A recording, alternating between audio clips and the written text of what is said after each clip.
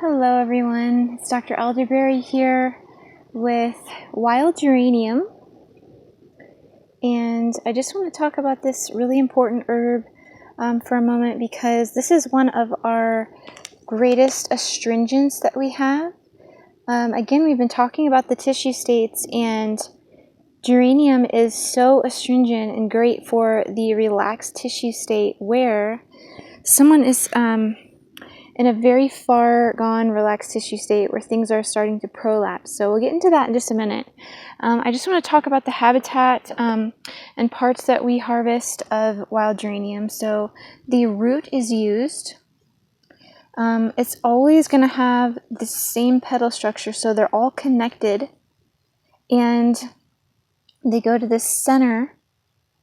The leaf vein structure is always going to be the same. There's some lookalikes here, but I'll give you some telltale signs, and then also I will show a picture of the violet pinkish colored flower that it has, and usually in my area of North Carolina it comes out in flower in around the middle of May, but after it flowers, wild geranium is also called cranesbill, and one of the reasons it's called that is because of its seed looking like a cranesbill. So the seed is shooting up from this stalk here. They are usually in groups, so it will have dropped seeds around, and there will be several of them around each other. I rarely ever see them just alone. But then shooting up from the stems here, these slender stems, there are going to be a few of them shooting up, and the root here in the ground. The roots are very, very easy to pull up.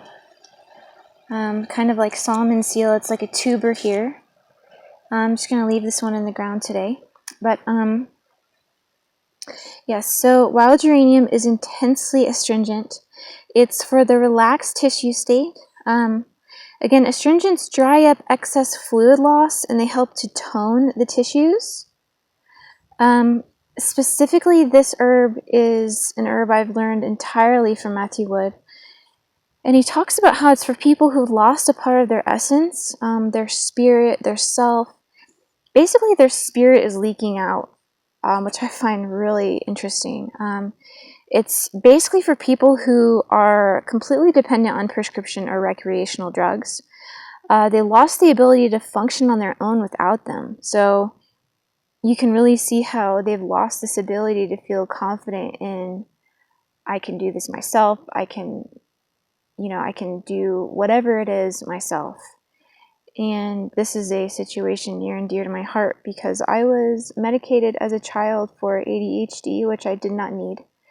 And I did become dependent on that medication, and it took a long time for me to get feeling like myself. So it's not always somebody who you would pair with looking like somebody who uses drugs. I mean, because in essence, a lot of prescription drugs are like recreational drugs chemically, but they're prescribed to people legally. So I just want to throw that out there and say this isn't always going to be an herb for somebody who looks like they're on drugs. It's going to be for people who are just dependent on something to function. It helps separate people who've been closely connected after a failure of a marriage, relationship, or friendship. So you can really tell it's pulling back the self, pulling back that essence, separating. Even mothers who have trouble separating from their children, I don't really believe that a mother needs to separate from her child super early. I mean, literally, I'm hiking right now, and it's one of the first times I've been hiking without my son in 6 years.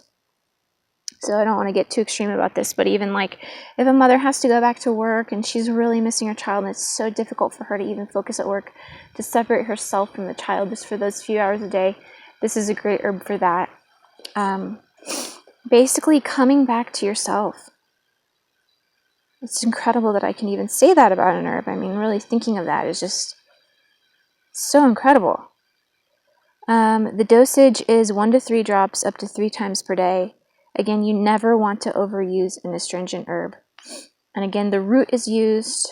I do tincture this in a 1-to-2 ratio, but you never want to take more than those few drops because you can dry up your system. In traditional Chinese medicine, they don't even use astringents because they're afraid of over drying someone. So that's how careful I am with saying, if this is so astringent, you don't ever want to take more than that per day. It can be used as a nasal wash in a tea for nasal polyps. So you can see how the nasal polyps will have, that's like a bulging of the tissue, and so it helps like shrink, suck that back in, and help tone that tissue back in. Sorry, I just showed my notes a little bit here. The tongue will be white and moist. That's one of the ways that you can tell if somebody has relaxation going on in their system, is because they have too much mucus flowing out of their body, and it can turn into phlegm, it can turn into all kinds of things, but basically the fluids are running out and not being held. So this was also an old time remedy for tuberculosis, also a remedy for dampness in the stomach. There will be swishy, watery sounds. Children have this a lot in their stomach. You don't want to give children more than 1 drop. Externally on hemorrhoids, this is excellent. Externally on bruises and black eyes, this is super excellent. Chronic diarrhea and dysentery. So you can see how diarrhea is just somebody who's losing all their fluids to their bowels. So it's going to help to tone that tissue back up in the bowels. And bleeding in the uterus, even postpartum hemorrhage. Huge, guys. Huge problem. I had postpartum hemorrhaging. I did not get to use this herb because my midwife did not have it around, but totally amazing when an herb can go in and stop bleeding in some degree like this. So, yes, a very important herb. You don't need a lot of it. So if you're making a tincture, you don't need to go in and like pull up everything you see. It's not super, super common because it is in this woodland habitat. It's going to be growing in this moist soil where there's a lot of fallen leaves. It can stay in this moist environment, and it's going to love to have this cover of the trees, not be in open sun ever. I've never seen it in a field.